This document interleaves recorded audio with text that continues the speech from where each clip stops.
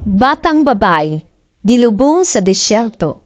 Human siya nabugtuan pag kinabuhi sa grabing pagkulata o maltrato, binuhatan sa iyang sariling amahan. Atong istoryahan, ang nahitabo atong tuig sa 2012 sa 8 years old na batang babae na taga Dubai, United Arab Emirates. Kini ang storya ni Wadima Al-Shirawi. Isa ta dakong grasya ang mahimong ginikanan, pero naay uban tao na wala di katumod makadawat aning grasya. Naa di mga tao na dili angay mamahimong ginikanan.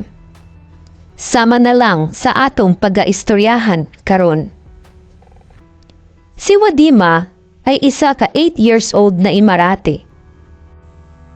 Emirati ang tawag sa mga locals na taga United Arab Emirates o UAE. Sa mga wala kabalo, na ay 7 kabuok na teritoryo ang UAE. Namugna kini atong 2nd of December 1971. Kining mga teritoryo, mao ang Abu Dhabi, na mao ang capital city, Dubai, Sharjah, Ajman, Makwain, Fujairah, ug Ras Al Khaimah. Ang pamilya ni Wadima ay mga local sa Dubai. Divorced ang mga ginikanan ni Wadima atong 2006 human sa 4 ka tuig na panag-ipon atong 2002. Nakuha sa iyang amahan na si Hamad Saud Al-Shirawi, 29 years old, ang kustudiya nilang duha sa iyahang igsuong babae na si Mira, batok sa ilahang inahan. Nagpuyo sila Wadima ug Mira kauban ilahang amahan sa apartment na nasa Dubai International City. Isa ka housing complex na abot kaya sa presyo ug matao na lugar sa Dubai. Lugar kung asa sad ubay-ubay na mga Pilipino ang nagpuyo. Kauban sad nila sa balay ang girlfriend sa ilahang amahan na si Alanud Alamiri, 27 years old, na anang tuiga sa panghitabua, buntis sa ikatulong anak ni Hamad. Matudsad sa report, silingan nila Wadima si Al-Anud sa una. Usa ka adlaw, niadto ang igsuon na lalaki ni Hamad sa ilahang apartment sa International City para bisitahon sila Wadima ug Mira kay nag-report ang ilahang eskwelahan na dugay-dugay na silang absent sa klase. Diri niya nahibalan ang tibuok panghitabo gikan kang Mira na 7 years old anang tuiga. Nahibalan na sila Wadima ug Mira ginaabuso sa pamaagi sa pag-torture ug kulata sa halos adlaw-adlaw ug ikapila ka higayon. Apinsad ang girlfriend ni Hamad na si Alanud sa pagpangulata sa duha. Dihang ginapasok sila og init na plansya ug ginapasok sad sila og sigarilyo. Ginabunalan sab sila og electrical wires ug bakal. Ginabubuan og init na tubig sa ilang lawas ug ginashop sad og stun gun. Sa mga wala nakabalo, ang stun gun o taser ay gamit pang self-defense o gamit sa mga pulis pang disarma sa mga attacker o kriminal. Gagawas kini og kuryente pang shock sa attacker para maminhod og kadali sa kasakit ang muscles. Tusok na samad, hiwa o grabing bunog ang resulta pag human maigo og taser or stun gun. Ang epekto sa shock depende sa size sa attacker ug kung unsa kadugay gigamit ang stun gun para i-shock ang attacker. Mas grabe ang sakit kung dugay ang gamit. Ang kalahian sa tuang istorya, mga batang babae ang mga biktima, 8 ug 7 years old lang. Ang sariling amahan ang gagamit og stun gun sa ila. Ang sariling amahan sad ang attacker nila. Kung kinsa pa'y attacker, siya pa ang gagamit og stun gun. Matud pa ni Mira, mas grabe ang torture kang Wadima isa ka gabi gikulata si Wadima sulod sa isa ka oras sa iyahang amahan. Gibunal-bunalan og bakal, wala pa kan-a, ug gikulong sa banyo. Wala pa kan-a, sa kagutom, gikaunsad niya ang sarili niyang hugaw. Bag-o nagsuka-suka. Paghuman, nagluya na, ug nagkulaps kini. Gikulong siya sa banyo, pagkabuntag, nakit-an na lang, nawala na siya kinabuhi. Gibalot og puti na panapton o gilubong sa disyerto. Ang iyang lawas nakit-an sa disyerto pipila ka adlaw, pero tungod kay naagnas na, naglisod ang mga forensic experts pagkabalo kung unsa o naunsa siya pagkamatay. Ang uncle na nagbisita sa ila Wadima ug Mira, ang mismo nagsumbong sa pulis. Si Hamad ug ang iyang girlfriend na si Al-Anud, nadakpan ug napreso dayon. Sa mga adlaw na wala na si Wadima, ang pagkabalo sa igsoon ni Hamad kay nasa ilahang tinuod na inahan lang si Wadima ug wala nila nakita ang bata sukad. Mao kini ang giingon ni Hamad sa iyang pamilya. Ang mag-uyab nahatulan og guilty sa Dubai Court adtong February 2013 sa pag-torture ug pagkulong kang Wadima ug sa iyahang manghud na si Mira. Si Mira gikulata sad pila ka adlaw bago ang nahitabo kang Wadima. Matud pa ni Mira, maskin wala silang sala, kalit lang og sila ginakulata, ginagapos, ginakulong sila sa banyo. Sa kabutong, mapugos sila kaon sa ilang sariling hugaw. Si Police Officer Sam Obaid nagtestify sa trial na kadtong gipangutanan niya si Al-Anud. Ingon sa babae, nakita niya si Wadima nagsuka-suka anang gabi una, hugluya na kaayo. Iyang gitawgan si Hamad ug ipapauli niya sa apartment. Matud pa ni Al-Anud, gibilin nila si Wadima sa sulod sa banyo hangtod alas 5 sa buntag. Pag-check nila sa bata, wala na kining gaginhawa. Nawad-an nagkinabuhi ang bata. Nabugtuan o kinabuhi ang bata kay wala na nakayanan sa iyang lawas ang mga nahitabo ug nagsukasad kini kay gikaon niya ang sarili niyang hugaw. Sa korte, niangkon si Al-Anud sa pagpaso o pag-torture sa mga bata. Matud pa niya, si Wadima ang permanente makulatahan pag-ayo kay gahi kuno ning hulo. Sa una, nagdeklara siya og not guilty. Pero nagkambyo siya og storya, unya giangkon ang tanan responsibilidad sa krimen, ug nisugot siyang patawan og death penalty. Ingon sad ni Al-Anud, wala daw labot ang iyang uyab na si Hamad. Depensa ni Hamad, wala daw niya tuyuan na mabugtuan og kinabuhi si Wadima. Disiplina lang daw ang ginahimo niya sa duha ka bata kung dili maminaw sa iyaha. Pero niangkon sad siya sa pagkulata ug pag-torture sa iyang mga anak. Niangkon pud siya na nitabang siya sa paglubong kang Wadima sa disyerto sa Al-Badair, Sharjah. Ingon pa niya na wala siya sa iyang tamang panguto sa pagtabang ug nubong kang Wadima. Nabuhat daw niya ang tanan kay samok daw ang iyang panghuna-huna. Dugang pa ni Hamad, ang iyaha kunong kalab na silutan dugay na katong pagkamatay pa lang ni Wadima. Pero matud pa sa report, katong gikulatan niya si Wadima ug gibunal-bunalan og bakal ug gikulong sa banyo bago siya nabugtuan og kinabuhi, hubog og si Hamad.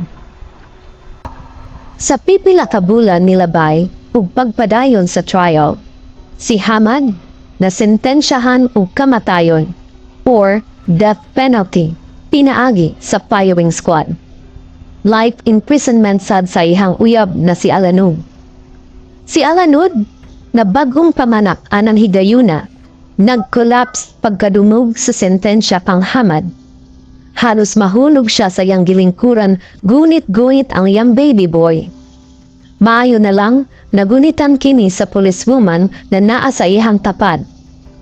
Sa ilalong sa UAE law, pagkapanganak sa babaeng buntis na pinireso, pwedeng magpabilin ang kustudiya sa iyang anak hangtod sa 2 ka tuig.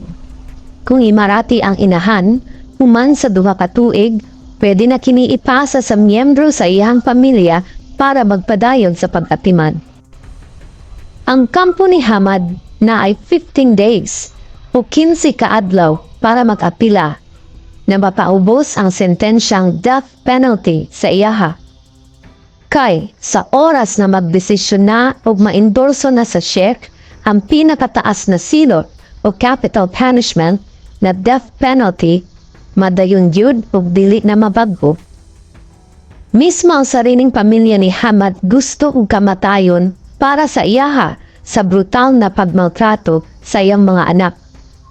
Matud pa sa amahan ni Hamad na si Saud, ang ilahang pamilya na desisyon na gusto nila ang pinakabugat na silot para sa krimen na nahimo.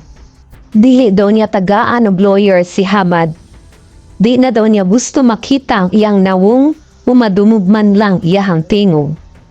Wala daw siya nagpalya na tagaan og maayong kinabuhi si Hamad kay mahal niya iyang mga anak.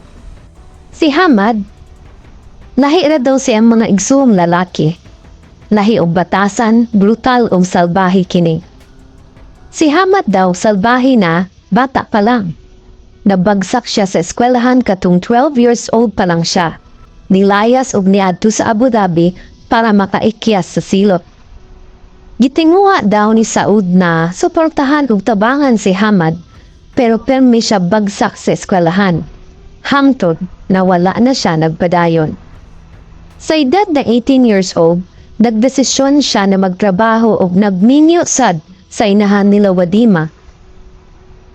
Walay amahan na gusto kamatayon sa iyang sariling anak, pero ang gibuhat daw ni Hamad kay di katuohan o grabe kadautan. Dugang pa niya, sa gibuhat ni Hamad, gipatay sad niya ang relasyon o pagmahal niya para kang Hamad. Di daw sila makatuo na maagian nila ang klaseng panghitabua. Naagian daw nila karon ang pinakalisod na hugna sa kinabuhi sa tao. Sakit daw kayo ang nahitabo kang Wadima sa kamot pa sa iyang sariling amahan. Nahasad si Mira sa ospital na baldado na ang isa ka parte sa lawas. Naapektuhan na sad ang panghuna-huna puggibatik ni Mira tungod sa torture na nadawa. Pero matud pa sa amahan ni Hamad, paningkamutan daw niya na mabagnusan pumabayran ug kamaayo ang kung samang pangit na naagian ni Mira. Si Police Corporal Mubarak Ahmad Talib nagpamatuod sa trial ng apartment kung asa nakapuyo ang manag partner kauban sila Wadima ug Mira kay perti kahugaw kung dili jud kapuy-an pug tao sa pahugaw. Matugpan nga, nanimaho og ihi ang tigbot balay. Ang sanina sa mga bata, nanimahong ansot. Ang apartment na'y isa lang kakama o panipigbuhot-butang wala nagkadimaog sa kagubot. Ang refrigerator, puno pong expired o daot na mga pagkaon. Wala joy tao ang makapuyo dito sa katabaho o kagubot. Dungag pa niya, sa pagpadayon sa ilahan team pag-imbestiga sa apartment, ilang nakitan ang 2 ka plansya na naay mga brown na marka. Ug nakaingon dayon siya na maunang plansya ang ilang gigamit sa pagpasok sa mga bata. Nakitaan sad nila ang uban pang gigamit sa pag-torture, sama sa mga bakal, stick o kahoy, ug stun guns. Bago ang sentensya, gitugutan sa higher court judge si Hamad uman nangayo og permiso para makaistorya sa korte. Sa istorya ni Hamad, napuno og kasuko og gipasanginlan ang lower court ug ang prosecution na wala daw tagda iyahang mga sentimento ug testimonya. Na ang tibuok panghitabo daw na sobrahan ra og ang hearing sa korte mura og salida sa sine. Sulti pa niya na ang statement daw sa forensic examiner daghan ug mali. Matud pa niya, si Wadima naposes kuno og genie. Og nadunggan kuno ni Mira si Wadima nagtistorya na tingog lalaki. Genie askin pareha sa genie nga naa sa movie na Aladdin. Ang tinuhuan sa mga taga Middle East, ang mga genie ay mga espiritu na kampon sa demonyo. Mga dili ingunato na nagpuyo sa lain na kalibutan ug naay kapasidad na magkambyo og itsura, makapandaot, makapasakit sa mentalidad o tibuok lawas sa tao. Gituhuhang naa na sila pre-Islamic pa na panahon o bago pa man ang panahon sa acceptance sa Islam. Kung tuho ninyo mali ko, please comment down below to correct me. Sa bag-o o Western world, nahimo na silang popular labi na sa mga bata kay nailhan silang mga wish-granting genie na naa sa sulod sa bote na puno og magic. Pareha gyud sa Aladdin and the Magic Lamp na salida. Labaw na naglagot si Hamad sa dihang giingnan niya ang prosecutor mahitungod sa genie, pero wala siya tuuhi. Pero niangkon si Hamad nang iyang uyab, gipasuan si Mira pero kaisa lang daw. Iya dayong gipasa ang sala sa tinuod na inahan o biological mother sa mga bata ug siya kuno ang nagpasok-pasok kadtong naa pa sa kustudiya sa inahan ang duha ka bata. Ug matud pa niya nang inahan sa mga bata naasad sala ug kinahanglan sad kasuhan. Kay kuno iyang gi-give up ang iyang mga anak ug wala na nang baling sa mga bata ug pipila ka bulan. Pero kini gibasura sa korte. Pero bago matapos ang hearing, iyang gibali iyang gisulti na iya lang daw tung nabuhat para maprotektahan ang iyang bagong anak na lalaki. Anak nila sa iyang girlfriend na si Al-Anud. Nang iyang ang kunong tanan sala kay di siya gusto mapreso ang iyang girlfriend o magdako iyang anak sa presohan. Gusto daw niya isakripisyo iyang sarili para sa iyang anak na lalaki. Mahal daw niya ang iyahang mga anak. Dungag pa ni Hamad, wala daw gisulti sa mga investigador na dili tanan pagkaon sa ilang balay daot na. Naa daw cakes o sweets para kay Wadima ug Mira. Gilimod sad niya ang akusasyon na siya ang hinungdan na naay 10% permanenteng disability si Mira. Kay kung magkasakit daw ni, ginapadoktor dayon niya. Ang kamot ni Mira, napiang ug tinuhuang nasobrahan kini og balik. Iyang gipasaminlan ang mga doctors na wala gibutaman og cast ang injured na kamot ni Mira. Matud pa sa forensic experts testimony diha sa trial, naswertihan si Mira na nabuhi pa maskin pipila na kahigayong gikulata. Nakaiskapo siya sa kamatayon, pero lagi naanay parte sa iyang lawas na permanente ng baldado tungod sa kagrabing nadawat niyang torture. Ubiyadayang gipakita ang mga pictures nila sa iyang mga anak na babae sa ilahang mga bakasyon. Ang mga pictures, mauhuam iyang pamatuod sa iyang pagmahal. Gidepensahan niya ang iyang girlfriend na si Al-Anud kung kinsa ni angko na sa una sa iyang mga sala. Ning tugan lang kuno tumod sa nadala lang sa iyang emosyon kay kini buntis. Iya pang giingnan ng investigador ug ang korte na konsultahon daw mas kinsang doktor na tama siya na kung buntis ang babae, emosyonal kini.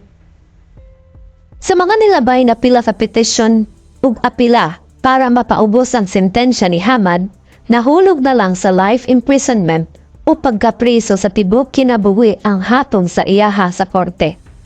Si Al-Anud, maugyapon ang sentensya, life imprisonment. Kini na kaso, nakakurat sa tibuok UAE, na maskin ang ruler sa Dubai na si Sheikh Mohammed Al Maktoum ni bisita kang Mira sa ospital. Nang order o nagmando na banghuon ang child protection law. Ang nahitabo kang Wadima ang naghatag og inspirasyon sa UAE government para baghuon ug pakusgan ang Child Protection Law ug gitawag nila kini og Wadima Law. Kuha sa pangalan ni Wadima in remembrance sa nahitabo sa iyaha. Ang tumong sa bagong Child Protection Law mao ang pagprotekta sa mga bata o minor de edad laban sa abuse o pagpasagad o di pag-atiman sa ilahang kinahanglan. Ini nabalaob dili lang para sa mga batang Emirate kundi para sad sa mga batang expats na naa sa UAE. Matod pa ni Sheikh Mohammed, si Wadima nawandaan man og kinabuhi, pero ang iyang storya ug ang iyang memorya bang pabiling buhi pinaagi aning bag-ong balao, ang Wadima Law. Dungan pa ni Sheikh Mohammed na ang tanan bata na ay katumod na makakuha og maayong kinabuhi, permanenteng pag-atiman o kinahanglang buwardyado ang ilahang emosyon o pamtisip. Kung kinsa man ang musupak o mupontra sa katumod sa mga bata, dili makigkompormeso ang gobyerno kay ang proteksyon sa mga bataan, proteksyon sad sa kaugmaon sa UAE. Ang Wadima Law ang maghatag og katumod sa gobyerno na kuhaon ang mga bata gikan sa ilahang ginikanan o guardian kung naay dakong ebidensya sa pagmaltrato o pag-abusar sa ilaha. Kung gusto mo makabalo sa tibuok article sa Wadima Law, akong ibutang ang links sa ubos. Ako lang dikuha o gimension dinhi ang pinakatumong sa balaod o giunsa o ngano kini gimugna o gipaligon. Ang inahan ni Wadima naghandom na ang balaod na nasa pangalan sa iyang anak na si Wadima matatabang magprotekta sa tanang kabataan para wala na pagkabusar o pagmaltrato na mahitabo sama sa mga naagian sa iyang mga anak. Ang pagpangalan sa Wadima Law ang makapahinumdum sa tanan tao sa nahitabo kang Wadima.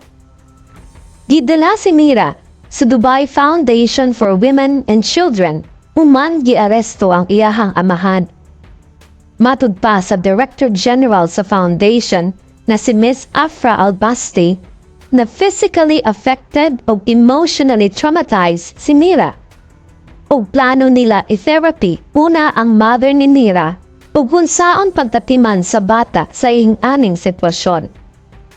After several days, si Mira nabalhin na sa kustudiya sa iyahang inahan. Nagsugod na sa iyahang kaayuhan kauban ang iyahang mama. Ang foundation staff ginapaninguha na mabantayan si Mira ug ang iyahang mama. Ginabisita ang bata sa ilahang balay ug sa school para mapasiguro sa iyahang kaayuhan. Ang foundation usahay gabuhat og unannounced or surprise visits para lang makatuwa og ebidensya for future custody hearings. Matud pa ni Ms. Albasti, after 6 months maghatag sila og feedback sa korte and then again after 6 months na pod continuously. Taas-taas pa ang agihuno ni Mira padunong sa iyang kaayuhan sa emosyonal ug physical na aspeto. Pero, ang importante, layo na siya sa peligro. Kung asa man karon si Wadima, unta peaceful na siya diha balik sa kay Allah. Pinakuha na niya ang katarungan ug hustisya para sa iyaha ug sa iyahang igsuon na si Mira. Ang sakit lang, kinawala jud siya bag-o na silutan ang mga taong nag-abusar ug nagpasakit sa ilahang magsuot. Si Wadima, gone too soon, but will never forgotten. Unta makatuwat og lesson ani na storya. Magbantay kita og maging sensitive sa mga hinaing o kinahanglan sa atuang mga anak, labi na kung minor pa sila. Daghang salamat sa pagpaminaw o pagtanaw sa kuang video. Please like, subscribe, o i-hit ang notification bell para sa mga bagong real stories posts, Bisaya version. Amping mga kabashing!